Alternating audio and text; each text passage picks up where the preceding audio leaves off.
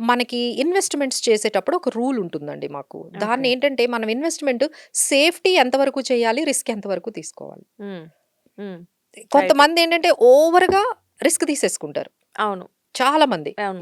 ఎందుకంటే they are very aggressive. Hmm. By the nature they are very aggressive. వాళ్ళు 60 ఇయర్స్‌లో గూడా అంతే రిస్క్ తీసుకుంటారు.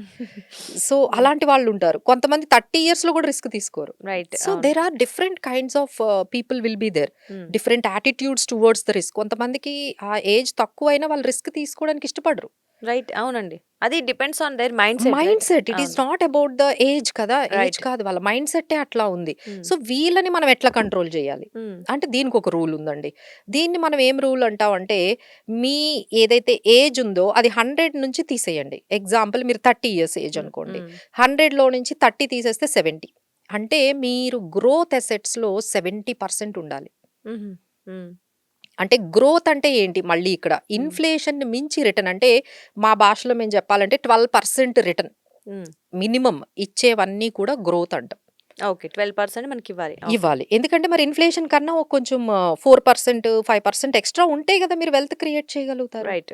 సో, మరి ఆ 5% కూడా మనకి ఎక్స్‌ట్రా లేకపోతే వెల్త్ ఎట్లా క్రియేట్ చేస్తారు? సో, మీరు సంపాదిస్తూ ఉంటారు. ఇన్‌ఫ్లేషన్ కూడా అంతే పెరుగుతది. ఇక ఫైనల్‌గా మీకు ఏమి క్రియేట్ అయినట్టుగా వెల్త్ క్రియేట్ అయినట్టుగా కనిపించదు. సో, హ్మ్. గ్రోత్ అసెట్స్‌లో మనం ఎంతుండాలి అంటే మీ ఏజ్ నుంచి 100 నుంచి ఆ ఏజ్ తీసేసేయండి. ఆ మిగతాదంతా కూడా మీరు గ్రోత్ అసెట్స్‌లో పెట్టాలి. ఇప్పుడు గ్రోత్ అసెట్స్ అంటే మనకి రియల్ ఎస్టేట్ ఉంటుంది, స్టాక్స్ ఉంటాయి, మ్యూచువల్ ఫండ్స్ ఉంటాయి. ఇవన్నీ కూడా మనకి దాదాపుగా 12-20% గాని, 12-15% రేంజ్‌లో మనకి హ్మ్. మినిమమ్ ఇస్తూ ఉంటారు ఇస్తూ రిటర్న్స్. ఉంటాయి. So, right.